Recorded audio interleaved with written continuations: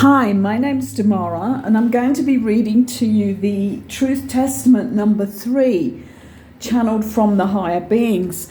But first, I was just going to go back to the card that I drew today. I did actually do a short on this earlier, but this morning was the card that I drew, except this is wonderful card, Loosen Your Grip. I've spoken a lot about this Starseed Oracle card, about density addiction and about allowing yourself to be light and filled with light and to not feel frightened by that feeling that you're not heavy anymore.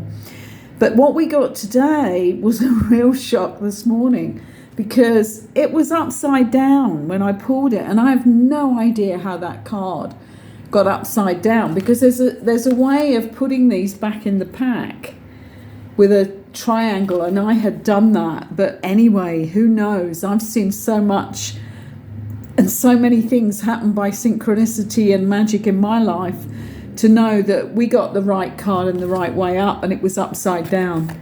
And this was this is the card for loosen your grip and allow yourself to be filling yourself with the right things and filling yourself with the divine, getting rid of addictions and all things like that. And when I read these cards in reverse, I'm reading them as extra. I'm not reading the opposite, because I don't think it's appropriate at all for the Starseed Oracle. I'm reading the things they're asking you to get a grip on, and this is loosen your grip, but get a grip with the right way to be running your life.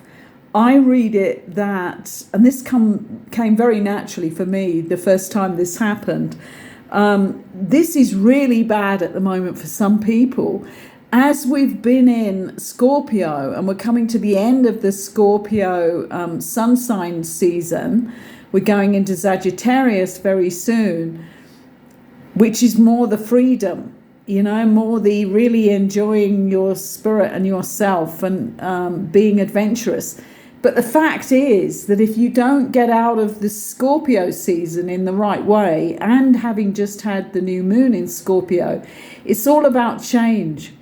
And this one was, and this is about the people that are hanging on for dear life. They're not loosening their grip at all. And I was thinking about this earlier. And it's like there's hanging on for dear life. And there's another one, and do you know what? It's gone out of my mind, because I was thinking, God, this is crazy, because there's two old English expressions, and anyway, it's irrelevant now. It's gone completely out of my mind. And I was thinking that is really strange, that one. But what we're looking at is hanging on for dear life, but it's not dear life. When you're hanging on to the wrong life and the wrong situations in your life, and you're not willing to change, you're going to enter Sagittarian season with the freedom and the adventure, and you're going to be on the wrong adventure. That's all I wanted to say about that. I think it's a really interesting thing that it came up today, and I felt it was important enough for the amount of people that I could feel in the collective that were not willing to change, because some of the signs actually hold people down more, don't they? Like the earth signs in particular, or not even that your sun sign is earth, but if you have a heavy earth element in your chart and you just can't get yourself moving into a new direction, it's harder for some than others. So we shouldn't criticize, but what I'm here for is to help. So I put out the warning this morning, and I'm putting out that warning again. Because you want to be in the right life. You want to be in the higher life. You want to be in the life that's about your blueprint and your mission. Because as we go down this line now, it's going to get harder and harder to actually get on the right life, because the frequencies are coming in very rapidly now. And you have to catch each level of that to be able to work through it and to higher your frequency. You can't just jump from a heavy grounded attitude to a high frequency is impossible, and it's going to get more and more impossible. So my warnings are not to frighten people, they're to get people moving. So that's my little bit for today. I'm just going to go on to our message for that I'm being asked to read for today, because this was actually given earlier, but it is for today according to the higher beings. So Truth Testament number 3, the movement of the masses towards the end result. The result we speak of is the result of many ions or eons of time being spent in cleaning up the human race until we can speak of the real human race with a hyphen in there. The human, the man of the heart. I'm just reminding people here that Hu is the sound of the heart. If you want to open your heart, then you chant the Hu sound. So it's until we can speak of the real human race as one that is able to align with their highest energies even when on earth. Yes, it is possible. It has happened before this period of the eons of time. We speak of eons so that you realize how many years we speak of. When we use the word eon, you are unable to put a measure on this so that you realize just how long this has taken. It is a moment in time, but when it occurs, it will be beyond time. As we have spoken of to you recently, you will be going beyond any time restraints. The sun will be setting, but not in the way that it has done previously. Your planet will have swung around on its axis, and you will not be so aware of any of the changes of night and day. It will be just as it is, no separation from darkness and light. This is how we bring you into your possibilities, that you will always be in light. Everyone who stays on this plane of life will need to have become so uplifted, so much more able to live on etheric energy, that when the changes of your earth balance occur, they will no longer require the doses of vitamins and physical energy rays. Survival rate will be less than we anticipated, but as we have said, many have made self-development and spiritual growth a profession and not seen it as the blueprint for survival of your species. Goodness, I think that's a really important sentence there. I'm going to read that again because it is entirely what has happened over the last, 20 to 30 years. Survival rate will be less than we anticipated, but as we have said, many have made self-development and spiritual growth a profession and not seen it as the blueprint for survival of your species. It is a gross negligence, but it is also to do with no understanding that they had a blueprint. This idea of a blueprint was a short-lived ideology for many. They heard the word and then threw it away again and jumped on the bandwagon of greed and avarice. It is as if they have joined what they think is a higher breed of individuals who can say that they have it all, spiritual ways and capitalist ways, which is an oxymoron. They cannot and have not survived. It is pseudo-spiritualism and mainline capitalism. You cannot have both, ever. Those that have done this do not see what they have done. They believe that they are on a higher path to enlightenment.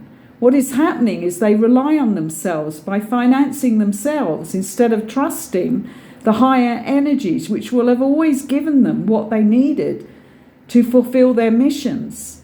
So approach this with a light torch and a hand. Oh goodness, I've read that totally wrong. So approach, which is interesting because you could with a torch and a hand. So approach this with a light touch and hand.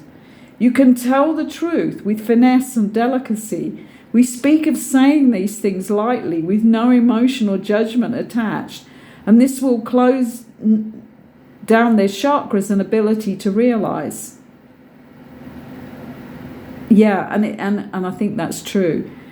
We speak of saying these things lightly with no emotion or judgment attached, as this will close down their chakras and ability to realize. There is time for some to change, but not if they have never considered it. It will be those who, at the back of their minds, have felt as if they were playing a game that can now change and reverse their actions for the good of all. Goodness, I don't remember this piece, but I think it's really an interesting one. And I just wanted to say, on that side of people making a business out of what should have been teaching others, and yes, making sure that you had enough money to pay your rent and your food and everything like that. But that's not how it's been. It has been that they've made their spirituality a business, which means that they have no spirituality at all. Not in the sense of when people are really going for the money side of it. And I'm sure most people who are listening to this video will remember The Secret and when that came out. And then after that video came out, which I thought was really good for the general public who hadn't bothered to go into all the books that were behind that one book, The Secret, because there is a real history behind it, which has much more of the guts of the business at hand there, and how really to manifest and to be on your blueprint. And those are The Secret, The Science of Getting Rich, which came out because of another book, which was The Master Keys. And that really wasn't a book. That just went to very select people. And that was around, let me think about this.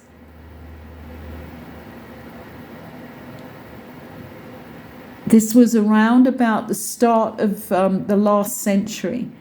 1906, I think The Master Keys came out. And they are amazing, because they're talking about the real spiritual science that we live within, right? So they are really worth looking at. They're a whole course, but they were banned by the church.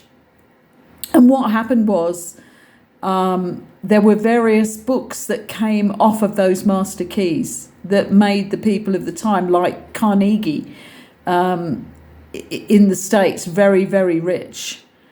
And the science of becoming rich, that was the book that tries to take all the essence from the master keys. I don't think you can ever take the essence from the master keys. But going back to The Secret, that's some more really valuable information, actually. The master keys was one of the most amazing things I ever read. I think I still have it on my phone as a Kindle, actually, that I can dip back into. I haven't done for a while, but I can do. I think that they're done in lessons. But anyway, going back to The Secret, there were all those people that appeared on The Secret and then got rich after that. They ran courses and courses. But that was, how many years ago was that? My goodness. I'm trying to think where I was living at the time. And what I was doing, I was running a therapy and consciousness teaching and awareness teaching practice at the time. And I think I was living in the UK, in Norfolk, actually. And you think how many, that's at least 2 decades. I think it's probably 2.5, but it's at least 2 decades ago. And all through those 2 decades, I used to get reams of emails from all those people who made their fortunes from The Secret and were running these courses at really high prices. And I wrote individually emails to each one of them as these emails came through eventually, because I was so fed up with the fact that a lot of them are multi-millionaires. And I wrote to them and said, when are you going to give this information for free? Because there's nobody on this planet who needs more than $1 million to live, and that's a lot, but to live comfortably and have enough money for their families, right? So with all their wisdom, if they're truly spiritual people, they should now be doing it for free. And it was really interesting because I never got a reply back from any of them. But, I noticed during COVID that there was one course that I'd always wanted to do with one particular person who I'm not going to mention. But he did, together with another guy who's very well known as well, he did run one of his courses online very cheaply, and I was able to do it. And it was amazing. I wrote a whole notebook of notes on it because he's a really good teacher. But they're running courses still to make lots and lots of money. And the one that I wanted to go on, when I did try and do it after I had a bit of money in the bank at the time, and I thought, oh God, I'm going to do it. I'm going to pay him this vast amount of money. It was going to cost me like $2,000, I think, which is just crazy. And what I found out was the only residence that I could stay at, they had booked it in a luxury resort. And I just cancelled even the idea in my head that I would ever do one of their courses and pay that sort of money, because I couldn't even do it because it doesn't go along with my life ethics. I was not going to go to this luxury resort. And what I found out was that I wasn't allowed to go in an Airbnb and then come back in. So the whole thing is crazy. What they're saying here, and this particular channeling I've just read came through last year, and they're saying that this is why we won't have the survival rate that we should for people who are going to be able to live within this new higher frequency, is because they haven't heard the teachings they should have heard, because they weren't given to them, even by multi-millionaires. This still sticks in my head because I could name a lot of these, and I'm not going to, but none of them replied because they have assistants who check what they're going to reply to. They don't reply themselves. And it's really interesting, isn't it, that spirituality is not about having loads of money in the bank and living in luxury whilst your fellow human collective members can't even put food in their children's mouths. I mean, how are we going to get this over?